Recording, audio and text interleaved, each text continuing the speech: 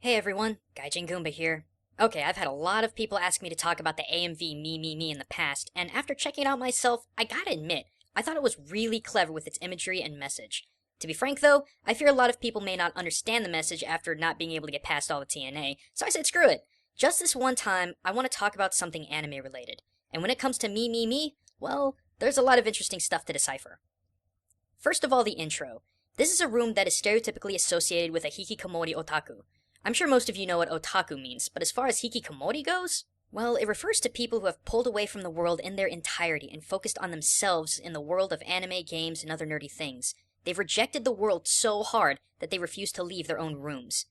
The opening shot puts a large amount of focus not only on his fascination with anime, plastic models, games, etc., but it opens up with him in his bed, barely conscious of what's going on around him. This whole music video addresses this lifestyle and the dangers that come from it. The next scene barrages us with moe imagery and our male protagonist reveling in it. To define moe without spending an hour on the technicalities, it's referring to the formulaic aspects of fictional characters that otaku really fanboy over. Cuteness, big boobs, adorable dancing, etc. Even the music matches that sort of stereotypical happy J-pop music that a lot of these guys fawn over. It's all here, and wow, it is all here. But this is a good personification of what hikikomori otaku sees as positive in this lifestyle. And then everything washes to red and black, and we are introduced to our main antagonist, a twisted version of the typical moe-tastic female character wearing a mask of 4 eyes. The girls, once cute but sexy and playful, are now wearing full fetishistic jewelry, basically nude, and quite frankly, acting kind of slutty and submissive. The music also takes a dark turn from its happy poppy feeling to a lazed, droned beat. All the while, the masked woman sits on her throne in a dominating manner. This is what a hikikomori lifestyle does to you. It takes away the color of real life and washes it down into what a lot of moe fads are. Cheap, calculated sexual thrills that give you the feeling of pleasure and control, but are, in the long run, controlling, manipulating, and crushing you. They dissolve your concept of reality, melting the color and vibrance of life into a never-ending string of the same unchanging sexualized droning tropes. When our protagonist wakes up, the masked woman comes massive boobs first through the TV to attack him, ultimately drowning him in her own bile as the anime figures that he has comes to life and attack him as well. Again, this highlights the hikikomori lifestyle and what it can do to a person. The masked leader of these moe-ridden girls comes in boob first to emphasize the focus a lot of otaku hikikomori guys have when it comes to their fantasy girls. Having the lead male choking on her bile symbolizes, again, the stranglehold that this lifestyle has on people. It encompasses them so fully that they are physically and emotionally choked by it. The next sequence shows more psychedelic sexual imagery with the same twisted moe girls we saw before, but we get glimpses of our male protagonist in a happy situation with another girl. We see then him, one of the other moe girls, and this new female character in a dark room by themselves. This new girl is on her knees crying, while the male lead first walking away from her, then gets pulled away to be torn in half and eaten by one of the moe girls. And the sobbing girl, coming over to kiss him, begins flashing images into his head of the two of them happy and together, only to be interrupted by the 4-eyed masked moe woman once again. It's very safe to assume that this new female character is a girlfriend if not ex-girlfriend of the male protagonist.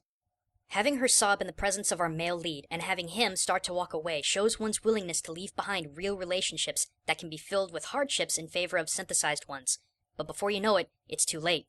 The hikikomori lifestyle pulls you in and feeds off of your loneliness, much like how the moe girl was literally feeding off of him.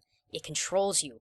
Only when his supposed girlfriend came over to kiss him, the universal actual of love, does he remember all of the good times he had with her, only to be interrupted again by the 4-eyed masked woman, the leader and personification of the dominating and overpowering negative aspects of hikikomori lifestyle. He screams. He finally sees that this lifestyle has corrupted him and made him push aside the realities of love and true companionship. So he suits up and FPS style guns down the moe girls that have been plaguing him. But he's in too deep. The girls overwhelm him while his presumed girlfriend falls away into darkness. It becomes an all-out battle as the moe girls launch an attack fembot style at the male lead, again symbolizing the use of lure and sexuality to control. They overpower him. They rip his body apart with gunfire. They surround what's left of his body, giggling, cooing, and kissing him, while his severed head falls to the ground as his eyes awaken before the end of the video. Honestly, I believe that final eye open isn't from his severed head. It's him opening his eyes while he lays in bed, surrounded by his otaku lifestyle, maybe realizing after everything he's been through the horror that this lifestyle brought on him. I'm in awe of this video, not because it's edgy, not because it's sexual, and not because of its references. I'm in awe because it has visually summed up what the withdrawn otaku lifestyle does to a person. It destroys relationships with people, it crushes your reality, and it controls you. You become enslaved by what's been fabricated to suit your raw emotional and physical demands. Seeing this has actually empowered me, to a point where I feel like I need to share my interpretation of it to anyone who has an ear to hear me.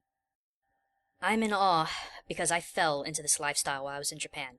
I think most of you know the story, but for those of you that don't, well, after I left to work in Japan in the JET program, my ex-fiancée put me through 6 months of agonizing, manipulative, soul-destroying hell, telling me she didn't know if she loved me anymore and demanded that I give her months for her to decide. It eventually led up to her leaving me for someone she started seeing only a week after I left Japan. For months after that, I was an emotional wreck. I didn't have many friends in Japan, and I was oftentimes alone in my apartment after work. My heart was crushed. I didn't know how to deal well with a Japanese society that expected me to hide my emotion and pain from my colleagues.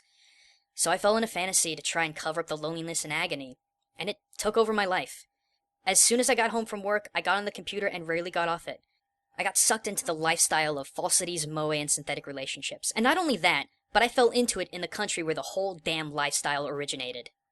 It was an absolutely terrible way to live. I missed so many chances on so many things that I will never get back. And it was only until Aki and I began talking when the light began to shine back in my life.